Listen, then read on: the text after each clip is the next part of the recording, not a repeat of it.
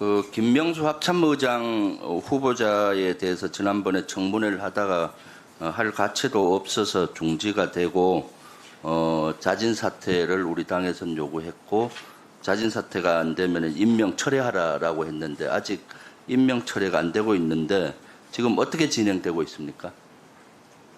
네, 국회 송부를 하여서 어제 20일 경과한 걸로 알고 있는데 다시 재송부를 할지 어떻게 할지는 아직 논의 중에 있는 것으로 알고 있습니다. 그러니까 지금 국민과 여론의 지금 눈치를 보고 있다 이렇게 보여지네요. 임명할지 안 할지 여론이 추그러지면 임명하고 여론이 들끓으면은 임명 보류하고 이런 수순으로 가는 거네요. 뭐 그 여론의 눈치를 보고 있다는 표현보다는 뭐 여러 가지를 고려하고 있는 것으로 생각합니다. 그것은 대통령이 고려합니까? 장관이 고려하고 있습니까? 여러 가지를. 저는 임명해야 된다고 건의드렸습니다. 김명수 합참의장 같은 경우는 부적격으로 이미 했고 국민적인 여러 가지 부적격으로 판단하고 있으니까 빨리 임명 처리를 했으면 좋겠습니다. 북한이 그저께 정찰위성을 쏘고 정찰위성에서 태평양 감 상공에 있는 미 앤더슨 공군기지 촬영 사진을 수신했다고 주장했는데 그 사진 신뢰가 갑니까? 예, 아직 사진을 공개하지는 않고 네. 찍었다고 말만 한 것으로 네. 생각을 하는데 그 내용 자체는 신뢰할 수 없다고 생각합니다. 네. 그 북한에서 위성 발사 관련해서 러시아가 기술을 제공했을 가능성이 있다고 장관님이 말씀하셨잖아요. 어느 정도 제공했을 것 같습니까? 그러니까 일단은 오늘 뭐 러시아 외교부에서는 한 적이 없다고 또 이런 성명을 냈더라고요. 그런데 뭐 러시아 대통령 푸틴이 적극 지원하겠다 했기 때문에 한 것으로 일단 판단이 되고 어느 정도 수준이라고 단정적으로 지금 이야기하기 어렵고 뭐 그 기술이 하나는 로켓 기술이고 두 번째는 이제 정찰 위성에 관련된 기술일 거로 생각하는데 로켓 기술은 이미 좀 성과를 낸 것으로 저희들이 평가를 하고 있고 그러나 정찰 기술을 얼마나 줬는지 또 줬다 하더라도 성과가 있는지는 좀 더 시간을 두고 평가가 필요하겠습니다. 지난 4월부터 본 의원가 우리 당에서는 이를 경고했어요.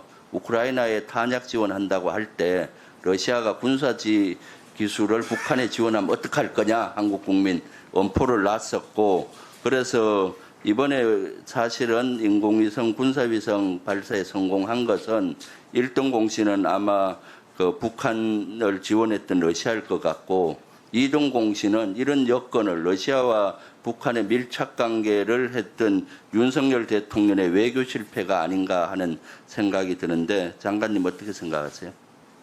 그 평가는 뭐 전혀 동의할 수 없습니다.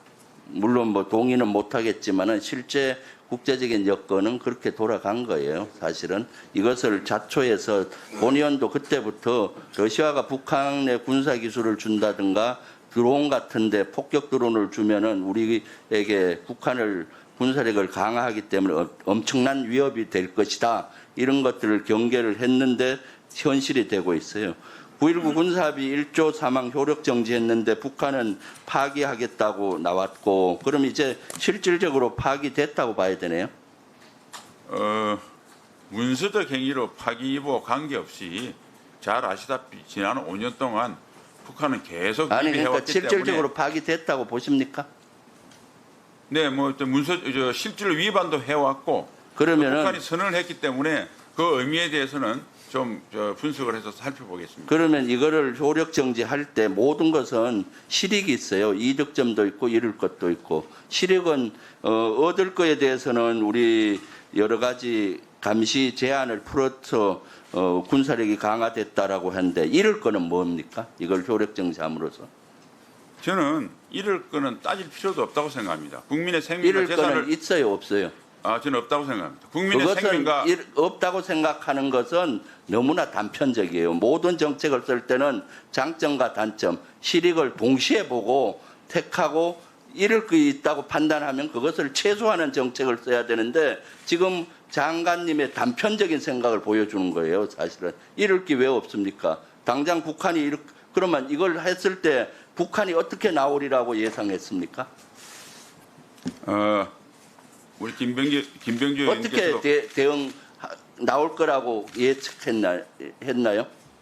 뭐 지금과 같은 뭐 반발을 하고 하리라고 생각을 했는데 지금까지 북한이 반발하고 우리에 대한 위협 행위를 한 게 한두 번도 아닌데 그걸 그러면은 신경 써서 좋아요. 국민을 보호하는 걸 소홀히 한다는 게 사실은 말이 됩니까? 이럴 것은 북한이 그동안 9.19 군사합의 비행금지 구역을 설정함으로써 까막눈이 됐는데 북한의 눈을 뜨게 만들었어요. 그래서 앞으로 그 접촉 지역에서의 북한 무인기 드론의 활동이 아주 활발할 것이고 주기적으로 드론 공격이 시작될 거예요. 실제 무인기 대비가 아직 잘 안 되어 있지 않습니까? 전방에. 그런데도 이렇게 가고 서해안에서는 NLL에서의 충돌이 일상화되겠죠. 그리고 지금 긴장도가 점점 더 올라가고 그럼 긴장도가 올라가고 한반도가 하게 되면은 경제에 바로 여파가 가잖아요. 왜 이런 거를 이렇게 단편적으로 하는지 도저히 이해가 가지 않아요, 사실은. 그럼 이런 것들은 제가 봤을 때는 국제적인 여건을 만들어야 되는데 인공위성을 발사한 규탄하고 국제적인 제재를 해야 되는데 러시아와 중국이 반대하기 때문에 이걸 못하잖아요. 그러니까 이걸 못하니까 지금 이거와 별 관계없는 9.19 군사합의 효력정지로 한 거죠. 장관님은 야인 시절이나 국회의원 때 9.19 군사합의 파기 지속 주장해왔죠. 그렇습니다. 이것은 그 당시 장관님이 문재인 정부 지우기의 일환으로 무조건 문재인 정부가 하는 걸 반대했어요. 이러한 군사합의조차도 안보를 정쟁화해서 또 많은 비판론자들은 비판하는 거는 총선에 이렇게 그 긴장도를 높여서 총선으로 갖고 가기 위한 비판도 있어요. 이제 실제 장관님 그렇게 9.19 군사합의 효력정지하니까 북한이 파기하고 북한은 사실은 파기를 원했어요. 이걸말로 우리 국익에 지대한 영향을 미치는 겁니다. 왜 단편적인 것만 보고 이렇게 하는지 이해가 도저히 안 가요? 네. 예, 저 다음 진행하겠습니다. 이란에 대한 이거는 지금 유엔 차원에서 조치는 어떻게 하고 있습니까? 예, 기동민 의원 질의해 주시기 바랍니다. 사실 이런 거는 유엔 제재를 위해서 하는 건 어떻게 하고 있나요? 답변 네. 합니까? 아니 안 하셔도 위원장께서 답변할 기회를 안 주셔가지고 제가 왜냐하면 시간 외에 질의하셨기 때문에 안 하셔도 돼요. 기동민 의원 질의해 주십시오. 안 하고 있으니까 안 하는 거 아니에요? 못 하는 거 아니에요? 보통 때는 답변기에 달라고 하면서 하시면서 지금은 국제적인 이런 여건도 안 만들고 있으니 외교 참사와 안보 참사를 이어가는 것이죠. 네, 간단히 뭐 답변을 드려도 되겠습니까? 네네. 유엔에서 어떤 할 것이냐는 것은 지금 외교부에서 정부의 방침과 함께 지금 접촉을 하고 있고요. 그다음에 이제 김병주 의원님 여러 가지 말씀하셨는데 그건 일방적인 주장이고 김병주 의원의 주장이시고요. 저는 그렇게 생각합니다. 국민의 생명과 재산을 보호하는 데 도움이 되느냐 도움이 되지 않느냐가 제일 중요하지 나머지가 뭐 그렇게 중요하겠습니까? 그리고 비행금지구역 효력정지는 뭐 예컨대 비유하면 1조 원의 이익이 있다면 그로 초래되는 건 1원입니다.